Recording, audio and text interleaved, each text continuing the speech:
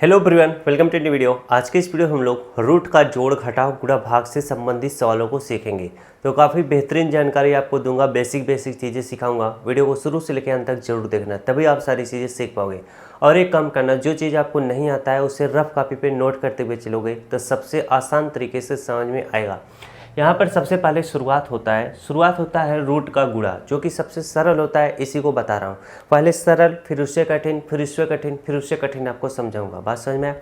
Root के गुणे में क्या होता है, जैसे 2√3 × 4√3 है। पहला सवाल है, ध्यान से देखना। क्या सवाल है? 2√3 × 4√3 है। बातें समझ में आ गई कि नहीं?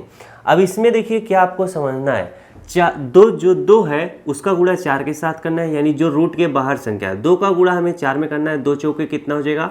8 हो जाएगा। बात समझ में आ गया? अब √3 × √3 करना पड़ेगा। अगर आप इस तरह से √3 × √3 करोगे तो इसका मतलब क्या होता है, √3 लिखा है तो बड़ा सा रूट का चिन्ह बनाओ। अब यहाँ पर √3 है, फिर यहाँ पर भी 3 है, तो रूट के अंतर्गत लिखा जाएगा।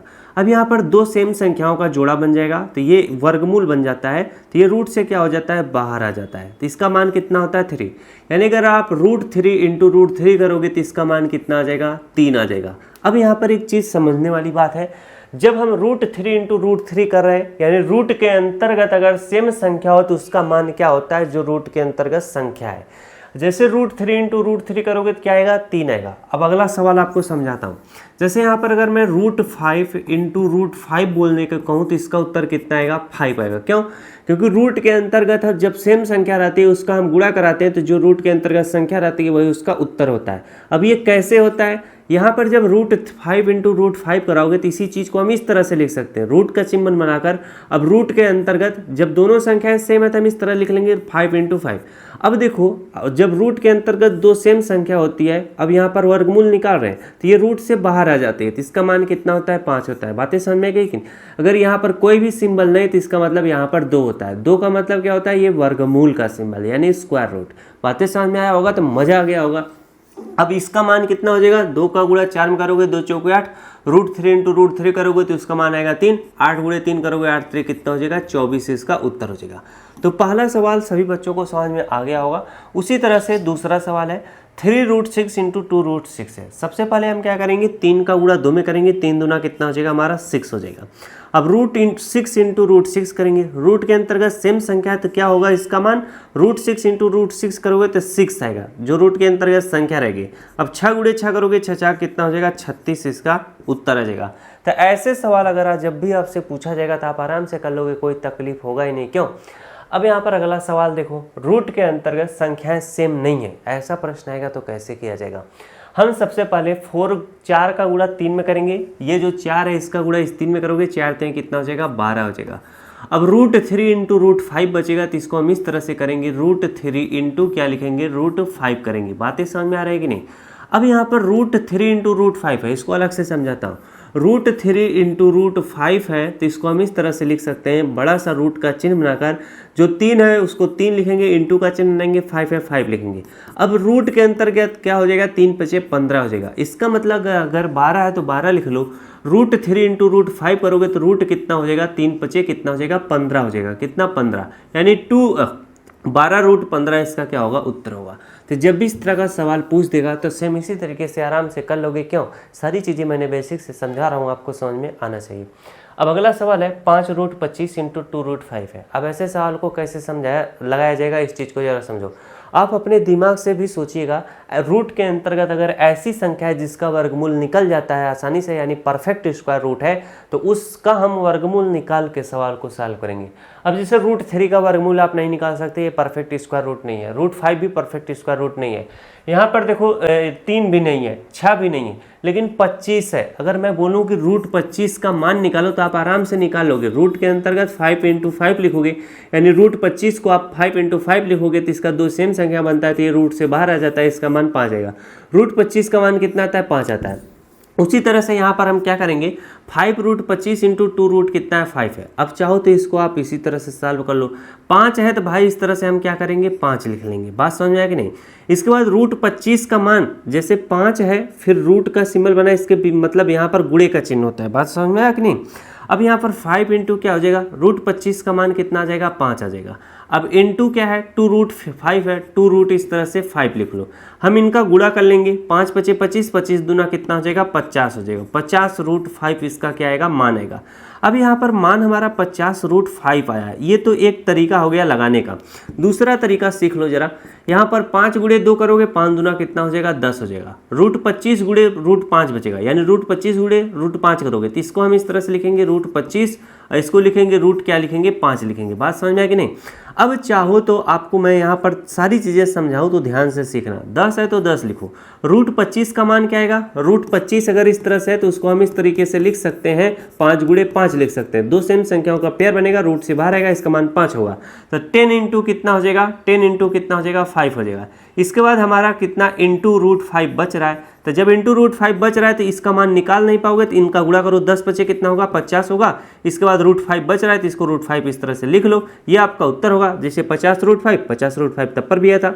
एक तरीका और सीखना, सारे चीज़ों को सीखते हुए चलोगे तो मजा आएगा। जैसे देखो यहाँ पर 10√25 × √5 है, इसको 10 लिखो, √25 × √5 करोगे तो इसको हम इस तरीके से भी लिख सकते हैं, 25 × क्या लिख सकते हैं 5 लिख सकते हैं। समझ में आई बात कि नहीं। अब यहाँ पर 10 है तो 10 लिख लो। अब यहाँ पर 25 को हम क्या लिख सकते हैं, ये जो 25 है 5 × 5 लिख सकते हैं। अब ये इंटू 5 बच रहा है। अब कुछ बच्चे कह रहे होंगे तो अगर 3 संख्याओं का भी हम पेयर बना सकते हैं, लेकिन वो क्या होता है घन मूल के लिए होता है, यानी क्यूब रूट में हम क्या होता है 3 सेम संख्याओं का जोड़ा बनाते हैं। जबकि ये क्या है, अगर कोई भी पावर न लगा हो तो ये वर्गमूल का सिंबल माना जाता है। ध्यान देना, अगर इस तरह का कोई भी सिंबल है, कोई भी पावर नहीं है, तो ये क्या है वर्गमूल का सिंबल है, वर्गमूल का। अगर यहाँ पर 2 लिखा रहे तो भी क्या है वर्गमूल का है। अगर यहाँ पर 3 लिख दे तो ये क्या होता है घन मूल का होता है। घनमूल में क्या होता है 3 सेम संख्याओं का पेयर बनता है, जबकि यहाँ पर वर्गमूल का सिंबल है तो 2 सेम संख्याएं ही बाहर आ पाएंगी। तो यहाँ से क्या हो जाएगा, यहाँ से हमारा क्या हो जाएगा 5, 2 सेम संख्याओं का पेयर बनेगा, 10 है 10 लिखो, 5 क्या हो जाएगा रूट से बाहर आ जाएगा तो 10 × 5 हो जाएगा, और रूट के अंतर्गत क्या बचेगा ये 5 बचेगा, और 10 बचे कितना हो जाएगा 50 हो जाएगा, फिर √5 आपका उत्तर होगा 50√5। तो ऐसे ऐसे जब आप कैलकुलेशन हर एक तरह से जानते रहोगे तो ये तो मान लो यहाँ पर यूज हो रहा है, इसी तरह से और भी सवाल होगा, उसमें हम फटाक से ऐसे ऐसे नियमों को यूज करके सवालों को आराम से लगा लेंगे। बात समझ में आया होगा तो काफ़ी मज़ा आ गया होगा।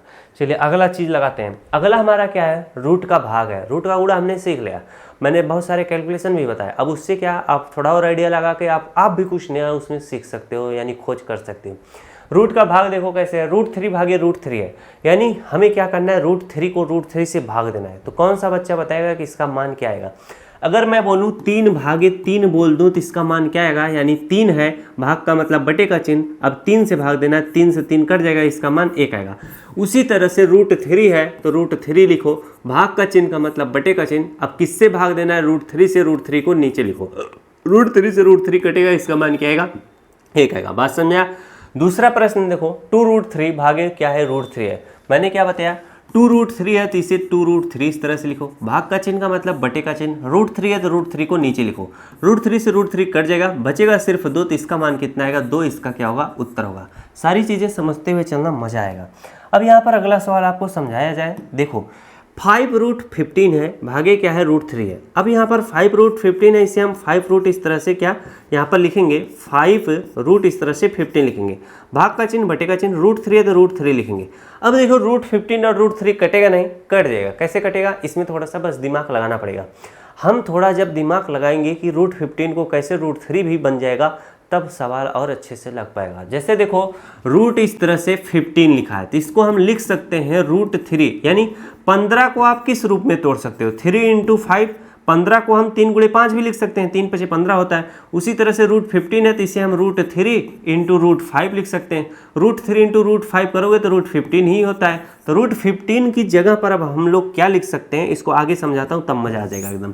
5 है तो भैया 5 लिख लो, √15 को ही हम क्या लिखते हैं √3 × √5 लिख लेते हैं, बटे का चिन्ह लगाकर √3 है तो √3 लिखते थे, √3 से √3 कट जाएगा, 5 बचेगा, 5 × √5 बचेगा तो 5√5 इसका क्या होगा उत्तर होगा। बात समझ में आया कि नहीं।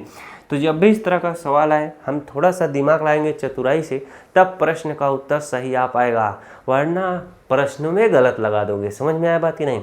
चलिए अगला प्रश्न समझाते हैं। 4 रूट 36 भागे क्या है, 2 रूट 9 है। अब ऐसे प्रश्नों को जरा लगाया जाए, देखो कैसे ऐसे प्रश्न लगते हैं। 4 रूट 36 है भैया, यहाँ पर हम क्या 36 को कैसे तोड़ सकते हैं। 4 गुणे 9 तोड़ोगे तो 4 9 कितना होता है, 36 होता है। अगर मान लो टेबल नहीं आता तो टेबल पढ़ लो, 9 9 18 9 तो 27, 9 3 27, 9 चौक कितना होता है, 36 होता है। 4 4 4 9 8 4 3 12 4 4 16 4 5 20 4 6 24 4 9 36 होता है। दोनों तरीके से करके देख लो, क्यों रिस्क ले रहे हो। अब यहाँ पर 36 को हम तोड़ रहे हैं भाई साहब, 4 9 कितना होता है, 36 होता है। और इसको हम क्यों तोड़ रहे हैं, क्योंकि हमारी भी मजबूरी है। क्यों, क्योंकि 9 से हमें काटना है। तो यहाँ पर 4 है तो 4 लिख लो। रूट 36 को हम क्या लिख सकते हैं, रूट 4 इंटू रूट 9 लिख सकते हैं। भाग का चिन्ह का मतलब बटे का चिन्ह लगाओ। इसके बाद 2 रूट 9 है तो इसे हम 2 रूट इस तरह से 9 लिख लेते हैं।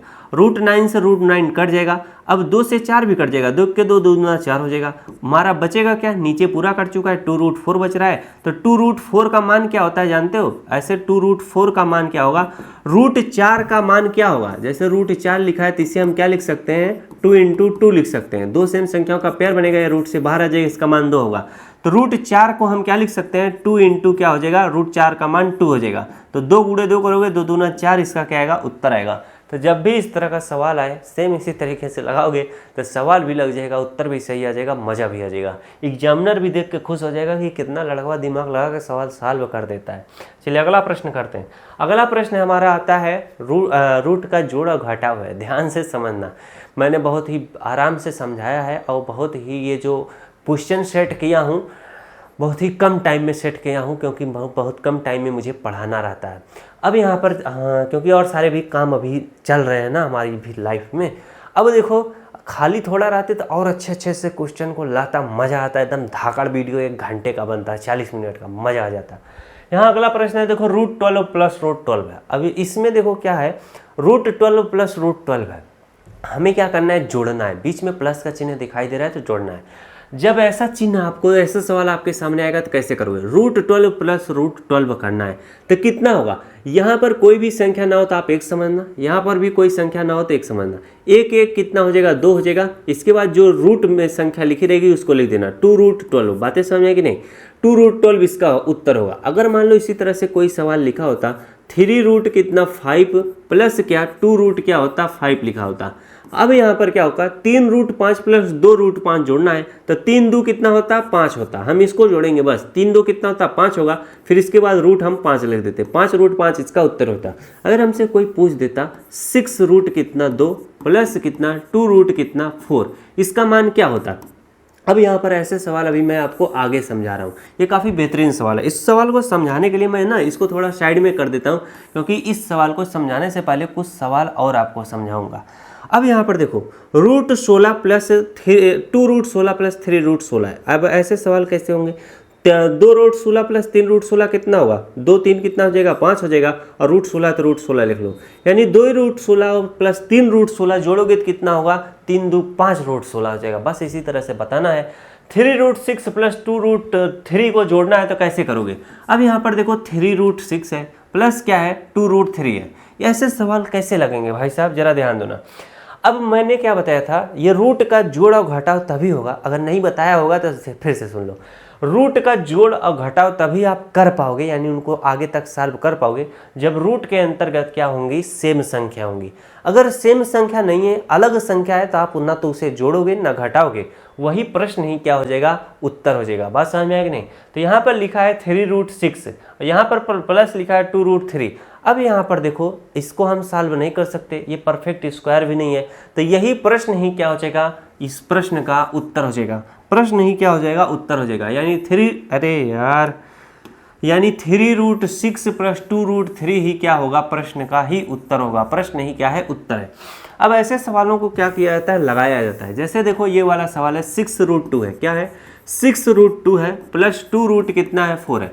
अब संख्या जो है परफेक्ट स्क्वायर दिख रही है तो सवाल आराम से लग जाएगा। कैसे, यहाँ पर देखो रूट के अंतर्गत सेम संख्या नहीं है, तो ये मत समझ लेना कि प्रश्न ही उत्तर है। कैसे ये सवाल आगे बढ़ेगा, क्योंकि ये परफेक्ट स्क्वायर रूट है। हम जानते हैं अगर इसका मान निकाल देंगे तो 2 आ जाएगा। तो कैसे, देखो 6 रूट 2 है भैया, 6 रूट 2 इस तरह से लिख लो, प्लस 2 रूट 4 है।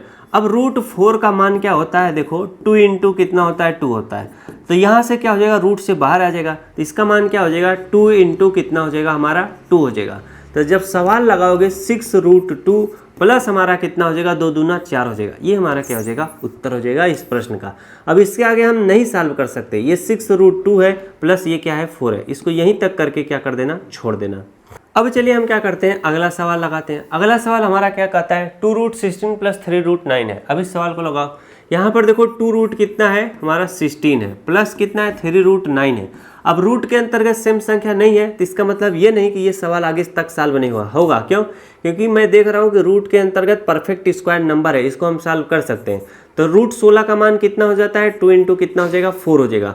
रूट 16 का मान कितना होता है 4 गुणे 4 करोगे 16 हो जाएगा। रूट के अंदर को दो सेम संख्या रूट से बाहर आ जाएगा तो रूट 16 का मान 4 आएगा, तो रूट 16 की जगह पर 4 लिखेंगे प्लस 3। अब रूट 9 का मान कितना होता है, रूट 9 का मान कितना होता है, रूट के अंतर्गत 3 इंटू 3 लिख दो, 3 दो सेम संख्या रूट से बाहर आ जाएगा, इसका मान 3 होगा। रूट 9 का मान कितना होगा 3 होगा। बस इसको अब लगा लो, जब लगाओगे तो 4 दूना 8 हो जाएगा प्लस 3 त्रिका 9 हो जाएगा और 8 9 जोड़ दो 9 9 18 9 8 कितना हो जाएगा 17 हो जाएगा। ये आपका इस प्रश्न का उत्तर होगा। तो जब भी इस तरह का सवाल आएगा चतुराई से आप जब सीखे रहोगे तभी लगा पाओगे। अब हम लोग बढ़ते हैं अपने अगले प्रश्न की तरफ। बहुत ही इंटरेस्टिंग प्रश्न है, बहुत ही मज़ेदार प्रश्न है। मैंने आपको बताया था कि अगर रूट के अंतर्गत सेम संख्या नहीं है तो हम उस प्रश्न को उसी तरह से छोड़ देंगे, लेकिन अब जो मैं बता रहा हूँ वो देखो सेम वही चीज़ है, बस सारा बच्चा ध्यान से देखना। 5 रूट क्या है 100 है प्लस क्या है 2 रूट कितना है 10 है। अब रूट के अंतर्गत सेम संख्या नहीं है तो इसका मतलब ये नहीं कि यही प्रश्न ही क्या है उत्तर है ना। ये कब चीज मैं बताया था, जब क्या हो गया ये इम्परफेक्ट स्क्वायर होगा। अभी तो ये क्या है परफेक्ट स्क्वायर, इसको हम निकाल सकते हैं इसका मान। अब 5 रूट क्या है 100 है तो इसको लगाओगे 5। अब रूट 100 को मैं क्या लिख सकता हूँ, इसका वर्गमूल निकाल सकता हूँ, 10 गुणे 10 करूंगा। अब ये क्या हो जाएगा वर्गमूल से बाहर आ जाएगा, 10 मान हो जाएगा। 5 इंटू कितना होगा 10 होगा प्लस 2 रूट कितना होगा हमारा 10 होगा। अच्छा इससे लगाओगे 10 बचे कितना हो जाएगा हमारा 50 हो जाएगा प्लस 2 रूट कितना हो जाएगा 10, यही इसका मान होगा। यहाँ तक हम करके सवाल को क्या करेंगे छोड़ेंगे। तो जब भी इस तरह का सवाल लाइफ में पूछ दे तो इसी तरीके से लगाना। चलिए अगला प्रश्न करते हैं। अगला प्रश्न हमारा क्या कहता है जरा ध्यान दें। कह रहा है कि रूट 15 माइनस रूट 15, अगर 3 में से 3 घटाओगे तो शून्य आता है, उसी तरह से रूट 15 में से रूट 15 घटाओगे तो शून्य आएगा। बात समझ में आया कि नहीं।